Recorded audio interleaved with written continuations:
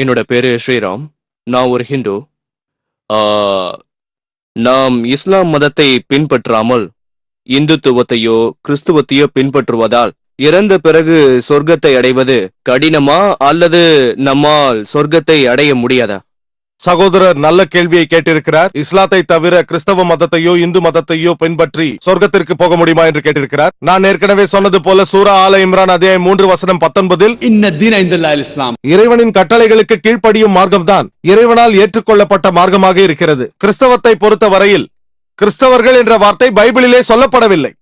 எப்படி இந்து என்ற வார்த்தை இந்து மத வேதங்களில் இல்லையோ அதே போல் கிறிஸ்தவர்கள் என்ற வார்த்தை பைபிளிலும் இல்லை. அப்போஸ்தலர் நடவடிக்கை புத்தகத்தில் முதல் முறையாக கிறிஸ்தவர் என்ற வார்த்தை பைபிளில் பயன்படுத்தப்பட்டிருக்கிறது. இயேசு கிறிஸ்துவை பின்பற்றுபவர்களால் அந்தியோகாவில் இருந்த சிலரால் வைக்கப்பட்ட பெயர் கிறிஸ்தவர்கள். கிறிஸ்தவம் என்ற பெயரே பைபிளில் இல்லை.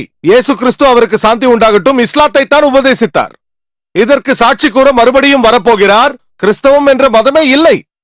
திருக்குரானில் ஏப்ரஹாம் சொல்கிறார் சூரா ஆல இம்ரான் அத்தியாயம் 3 வசனம் 67 அவர் யூதரோ கிறிஸ்தவரோ அல்ல, அவர் ஒரு முஸ்லிம். ஏப்ரஹாம் இஸ்லாத்தை போதித்தார். மூசா நபி இஸ்லாத்தை போதித்தார். இஸ்லாம் என்றால் எனக்கு ஒரு முஸ்லிம் பெயர் இருக்க வேண்டும் என்று நினைக்காதீர்கள். நான் அரபு நாட்டில் வாழ வேண்டும், என் பெயர் ஜாக்கிராகவோ அப்துல்லாகவோ இருக்க வேண்டும்.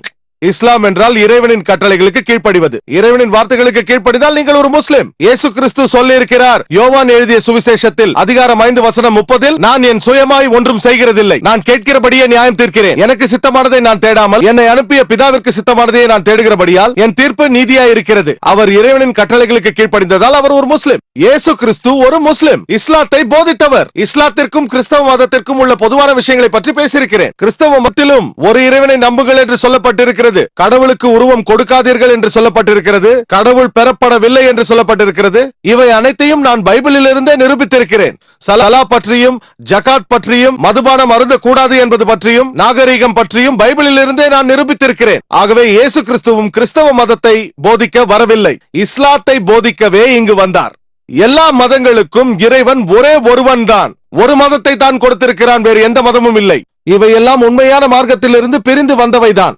ஒரு சகோதரர் சூஃபிசம் என்று சொன்னார். அதுவும் இஸ்லாத்திலிருந்து மாறுபட்ட ஒரு கொள்கை. அது இஸ்லாம் கிடையாது. நாம் பின்பற்ற வேண்டிய உண்மையான இஸ்லாம் அது குர்ஆன் மற்றும் ஹதீசுகள் தான். எல்லா இறை தூதர்களும் இஸ்லாத்தை மட்டும்தான் போதித்தார்கள். நீங்கள் வசனங்களை அடிப்படையாக வைத்து இயேசு கிறிஸ்துவை பின்பற்றினால் இயேசு கிறிஸ்து என்னை வணங்குங்கள் என்று ஒருபோதும் சொல்லவில்லை. அவர் தன்னை கடவுள் என்று சொல்லவில்லை. சொல்ல போனால் பைபிளில் ஒரு இடத்தில் கூட இயேசு கிறிஸ்து தன்னை வந்து வணங்குகள் என்றோ தன்னை கடவுள் என்றோ சொல்லிக் கொள்ளவில்லை. ஆனால் கிறிஸ்தவர்கள் என்ன சொல்கிறார்கள்? இயேசு கிறிஸ்து உங்கள் பாவங்களுக்காக இறந்தார் என்று விசுவசிக்காமல் சொர்க்கத்திற்கு போக முடியாது என்கிறார்கள். ஆகவே பைபிளில் எந்த ஒரு இடத்திலும் இயேசு கிறிஸ்து தன்னை வணங்குங்கள் என்றோ அல்லது தான் ஒரு கடவுள் என்றோ சொல்லவில்லை. எந்த ஒரு கிறிஸ்தவராவது இயேசு கிறிஸ்து தன்னை வணங்குங்கள் என்றோ தான் ஒரு கடவுள் என்றோ சொல்லும் ஒரு வசனத்தை பைபிளில் இருந்து காட்டினால் நான் இன்றே கிறிஸ்தவ மதத்தை ஏற்றுக்கொள்கிறேன்.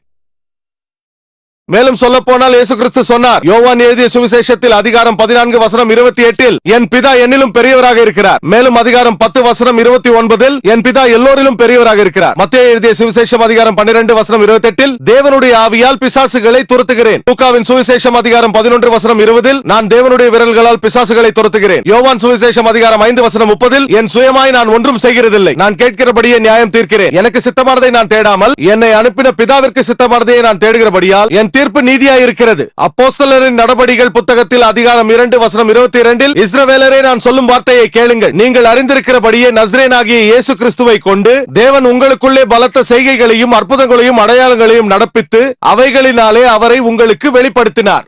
ஆகவே இயேசு கிறிஸ்துவின் வார்த்தைகளை பின்பற்றும் ஒருவர்தான் கிறிஸ்தவர் என்று சொன்னால் நான் உங்களுக்கு சொல்ல கடமைப்பட்டிருக்கிறேன். அதாவது முஸ்லிம்களான நாங்கள் கிறிஸ்தவர்களை காட்டிலும் கிறிஸ்தவர்கள் என்கிறேன். பன்றிக்கறி உண்ணக்கூடாது என்று பைபிள் சொல்கிறது. பெண்கள் முக்காடு அணிய வேண்டும் என்று பைபிள் சொல்கிறது. 1 கொரிந்தியர் புத்தகத்தில் அதிகாரம் 11 வசனம் 5 7 சொல்லப்பட்டிருக்கிறது தலையை மூடிக்கொள்ளாத ஸ்திரீயின் தலைமயிர் சிரைக்கப்பட வேண்டும் என்று.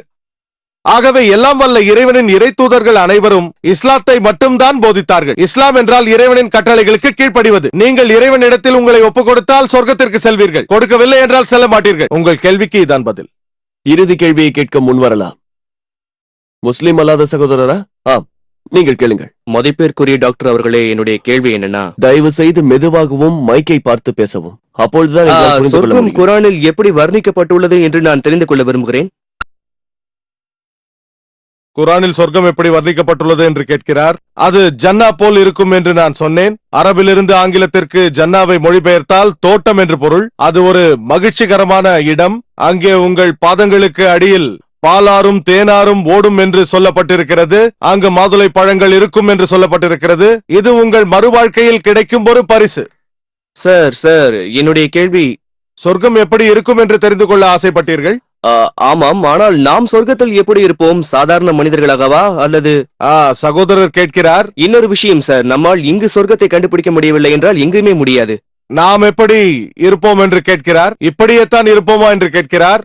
சகோதரரே, இங்கு நமக்கு அநேக விஷயங்கள் தேவை. அங்கு அது போல் அல்ல, வித்தியாசமாக இருக்கும். அங்கு நாம் வேறு ரூபத்தில் இருப்போம். நாம் அந்த இடத்தில் வித்தியாசமாக இருப்போம். நாம் சொர்க்கத்திற்கு சென்றால் நமக்கு கெட்ட சிந்தனைகள் இருக்காது. நான் கண்களை பற்றியோ காதுகளை பற்றியோ கேட்கவில்லை. நான் கேட்பது சொர்க்கத்தில் நம் ஆத்மா எப்படி இருக்கும் என்றுதான். எப்படி இருக்கும்? அது நீங்கள் இன்ஷா அல்லாஹ் சொர்க்கத்திற்கு போனால் தெரியும். நீங்களும் நானும் சொர்க்கத்திற்கு போக வேண்டும் என்று அதாவது பிரார்த்திப்போம் இன்ஷா அல்லாஹ். விவரிக்க முடியாத ஒரு இடத்திற்கு அழைத்து செல்வது போலதான் இருக்கிறது. அதாவது விவரிக்க முடியாத ஒரு இடத்திற்கு நீங்கள் என்னை அழைத்து செல்வது. சொர்க்கம் எப்படி இருக்கும் என்று என்னை கேட்டீர்கள். நான் சொல்ல ஆரம்பித்தேன். அதற்குள் இடத்தை பற்றி அல்ல, நான் எப்படி இருப்பேன் என்று கேட்டீர்கள். நான் எப்படி இருப்பேன்? எனக்கு தாடி இருக்குமா? இளமையாக இருப்பேனா? பற்றியோ மற்றதை பற்றியோ கேட்கவில்லை. நம் ஆன்மா அங்கு இருக்குமா? நம் ஆன்மாக்கள் அங்கு இருக்கும். திருக்குறானில் அல்லாஹ் சொல்கிறான், சூரா ஆல இம்ரான் அத்தியாயம் 3 வசனம் 185. ஒவ்வொரு ஆத்மாவும் மரணத்தை சுவைத்தே தீரும். நம் ஆன்மாக்கள் அங்கு இருக்கும். நமது உடல் அங்கு இருக்காது. நம் ஆன்மாக்கள் அங்கு இருக்கும். ஆனால் நாம் எப்படி உயிர்த்தெழுப்பப்பட போகிறோம்? 80 வயதான ஒரு பெண்மணி எப்படி உயிர்த்தெழுப்பப்படுவார்? இளமையாகவா முதிர்ந்தவராகவா? அல்லாஹ்வுக்குத்தான் தெரியும். அது வித்தியாசமாக இருக்கும். நான் உடலை பற்றி பேசவில்லை. நம் ஆன்மாக்கள் அங்கு இருக்குமா? ஆன்மாக்கள் அங்கு இருக்கும். நீங்கள் ஆன்மாதான் நாம் செய்யும் அனைத்திற்கும் காரணம் என்கிறீர்கள். சரியாக சொன்னீர்கள். அதாவது நாம் செய்யும் ஒவ்வொரு காரியங்களும். ஆம் சகோதரரே. ஒருவேளை என் ஆன்மா சொர்க்கத்திற்கு சென்று நாம் உல்லாசமாக இருக்கலாம் என்று நினைக்கலாம். சொர்க்கத்தை விட நல்ல இடம் இருக்கும் என்று கூட நினைக்கலாம். இப்படி நினைத்துக் கொண்டே போகலாம். இதற்கு முடிவுதான் என்ன? நாம் செய்யும் தவறுகளுக்கு நம் எண்ணம் தான் காரணம். சரியாக சொன்னீர்கள். பிறகு எப்படி இதே ஆத்மாவை வைத்துக் கொண்டு சொர்க்கத்தில் நிச்சயமாக சந்தோஷமாக இருக்க முடியும்? எப்படி நிச்சயமாக சொல்ல முடியும் என்பதற்குத்தான் நான் சொன்னேன். அறிவுபூர்வமான ஒரு விஷயம்.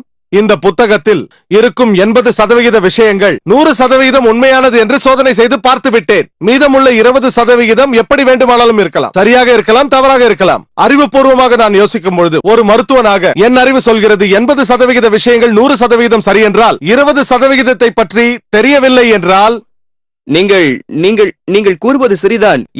எந்த ஒரு மத நூலையும் நாம் குறை கூற முடியாது. நீங்கள் குறை கூற முடியாது என்று சொல்கிறீர்கள். என் வீடியோ கேசட்டுகளை கேட்டு பாருங்கள். அதில் நான் சிகாகோவில் டாக்டர் வில்லியம் கேம்பலுடன் நடத்திய விவாதத்தின் கேசட் இருக்கிறது. விஞ்ஞானத்தின் ஒளியில் குரானும் பைபிளும் என்ற தலைப்பில் அநேக புத்தகங்களில் குறை கண்டுபிடிக்க முடியும். அதற்காக வரவில்லை, பொதுவான உடன்படிக்கைக்காக வந்திருக்கிறேன். இந்து மதத்தில் இருக்கும் வித்தியாசத்தை குறித்து என்னால் பேச முடியும். இந்து மதத்திலும் பைபிளிலும் இருக்கும் விஞ்ஞான பூர்வமான தவறுகளை பற்றி பேச முடியும். ஆனால் என் வேலை அதுவல்ல. இந்து மதத்திலும் இஸ்லாத்திலும் இருக்கும் பொதுவான விஷயங்களை பற்றியே நான் இங்கு பேசியிருக்கிறேன். நான் பேசியது வேதங்களில் ஏற்றுக்கொள்ளப்பட்ட சில கருத்துக்களை பற்றி. அந்த கருத்துக்களை எடுத்து மேற்கோள் காட்டினேன். அதை ஏற்றுக்கொண்டால் பின்பற்றுங்கள், இல்லை என்றால் உங்கள் இஷ்டம். வேதத்தில் கூட சொர்க்கத்தை பற்றியும் நரகத்தை பற்றியும் சொல்லப்பட்டிருக்கிறது. உங்களுக்கு பிடித்தால் ஏற்றுக்கொள்ளுங்கள், பிடிக்கவில்லை என்றால் ஏற்றுக்கொள்ளாதீர்கள். நியாய தீர்ப்பு நாளன்று யார் சரி என்று தெரிய வரும். சகோதர சகோதரிகளுக்கு நன்றி. ஜஸாக்கல்லாஹ். நன்றி உரையாற்ற சகோதரர் அப்துர் ரஹீம் கிரீன் அவர்களை அழைக்கிறேன். சென்னை மக்களுக்கு என்னுடைய நன்றியை தெரிவித்துக் கொள்கிறேன். டாக்டர் ஜாகீர் நாயக்கின் உரை மூலம் இன்று பல விஷயங்களை கற்றுக்கொண்டதற்காக நன்றி கூறிக்கொள்கிறேன். அல்ஹம்துலில்லாஹ்.